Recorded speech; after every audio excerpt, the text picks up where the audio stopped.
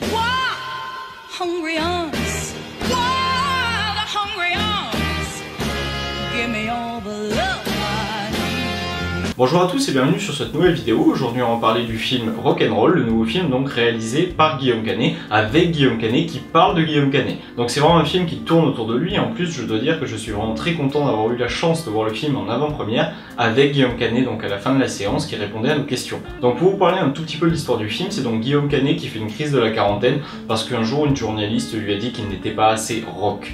Et du coup il décide de changer complètement de vie parce qu'il la trouve trop plan-plan, trop pépère et qu'il a envie de sortir de ça et qu'il a envie d'avoir une vie jeune. Enfin quand même, vous faites partie des acteurs plus rangés. Salut mon pitou! Je comprends pas trop comment vous me voyez là, vous vous trompez. Hein. Allez, bonne nuit mon amour. Et du coup il fait tout pour changer et tout pour devenir une autre personne. Prétexte qu'on est en couple, ça veut dire qu'on baise plus? Et je la baise moi ma femme. C'est que ce soir je vais te baiser comme une bonne grosse salope, toi. Non mais c'est une phrase de dialogue pour une scène que j'ai demain. Alors pour moi ce film est vraiment intéressant de réunir Guillaume Canet et Marion Cotillard à l'écran parce que ce couple fonctionne super bien. Moi franchement dans Jeux d'enfants je les avais trouvés exemplaires, c'était magnifique, j'ai adoré Jeux d'enfants, c'est un de mes grands films que j'adore. Et du coup là j'étais très content de voir un film sur eux et quelque part qui parle de leur vie et même de leur vie amoureuse. Et du coup pour moi c'est très intéressant, je languissais vraiment de voir ce film et je dois dire que quand même voilà, je sors de la salle un petit peu déçu parce que je trouve que autant la première heure du film c'est ce qu'on s'attend à voir, donc c'est intéressant et on est dedans. Par contre, à partir du moment où il va donc chez le médecin pieds nus, à partir de là, ça part dans tous les sens. Alors je ne vous en dis pas plus, je vais juste rester sur médecin pieds nus parce que Guillaume Canet lui-même a même demandé à la fin de la séance de ne pas trop divulguer de choses sur le film, donc sur toute la deuxième partie du film où il y a énormément de choses auxquelles on ne s'attend pas. Et il a bien insisté et demandé à tous les spectateurs de ne pas trop en parler, donc moi en vidéo forcément je ne vais pas le faire pour éviter donc de vous spoiler ce que le réalisateur lui-même demande de ne pas spoiler. Donc pour que ce soit clair pour ceux qui ont vu le film, je vais parler donc de avant le médecin pieds nus et après le médecin pieds nus. Comme ça n'en dit pas trop et ceux qui n'ont pas vu le film ne comprennent pas de quoi je parle et ceux qui ont vu le film savent très bien de quoi je parle. Alors pour moi ce qui était intéressant avec ce film c'est de faire une fiction donc sur la vie de Guillaume Canet, sa crise de la quarantaine, comment il la vit, comment ça se passe au sein de son couple, et tout ça, ça aurait pu être très intéressant. Le problème, c'est que par la suite dans ce film, donc après le médecin pieds nus, on tombe dans un délire complet et ça devient n'importe quoi. Et pour moi, ça n'a rien à faire dans un film comme ça. On s'attend à aller voir certes une comédie, mais il faut pas tomber dans le n'importe quoi. Parce que c'était intéressant comme idée, mais c'est beaucoup trop long. On peut pas faire 1 heure de film sur ça, c'est pas possible. Parce que c'est tellement long, il y a tellement de gags qui reviennent, et moi ça me fait pas rire, ça me plaît pas. Franchement j'ai entendu la salle derrière moi beaucoup plus rigoler dans la première heure du film que dans la deuxième heure du film. Et c'est dommage, parce que le reste du film était intéressant, l'idée de départ était géniale. Franchement Marion Cotillard, quand elle commence à parler avec un accent, mais c'est juste super drôle, elle est géniale. Et franchement ça fait vraiment du bien de voir Marion Cotillard jouer aussi bien. Moi je me suis éclaté devant la prestation de l'actrice, et même la prestation de Guillaume Canet m'a beaucoup plu. Ce film marchait super bien.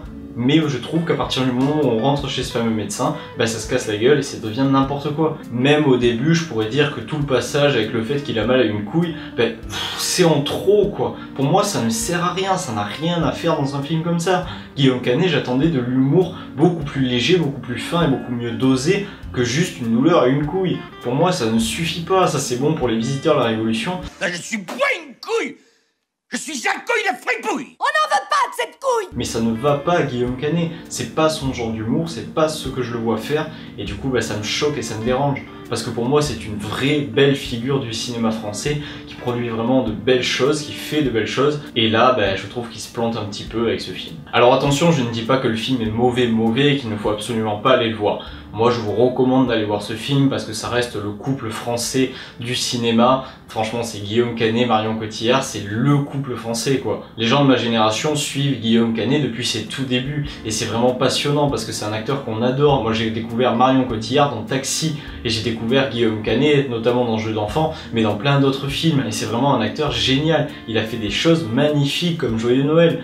Franchement, il est superbe cet acteur. Et du coup, c'est très intéressant de plonger quelque part dans la vie de ces acteurs et de découvrir un petit peu leur quotidien, même s'il est fictif. Alors oui, je dois dire que j'ai adoré tout le générique de fin, je vous en dis pas plus pour pas spoiler, mais franchement, le générique de fin est juste génial, on rigole à mort, c'est super drôle, ça devient n'importe quoi et ça marche. Mais le problème, c'est que pour moi, ce film ne devait pas amener à ça, et du coup, ça choque un petit peu et on n'est pas venu voir ça, et du coup, on sort de la salle un petit peu frustré. Donc voilà, pour conclure, et comme vous l'avez compris, je n'ai pas spécialement apprécié Rock'n'Roll. Je trouve que la première heure du film est intéressante, que c'est le sujet qu'on s'attendait à voir et on le voit bien traité, on parle bien du milieu du cinéma, on voit plein de choses sur le milieu du cinéma, mais je trouve qu'on aurait dû continuer là-dessus et pas tomber dans toute la deuxième heure qui devient n'importe quoi et où franchement je ne crois pas une seconde, parce que moi je voulais voir vraiment une vraie crise de la quarantaine qui aurait pu faire Guillaume Canet. Là il est évident que tout ce qui se passe dans la deuxième heure du film, jamais de sa vie il le fera, et du coup ça tombe un petit peu à l'eau, parce que c'est pas du style du Guillaume Canet qu'on connaît de faire ça,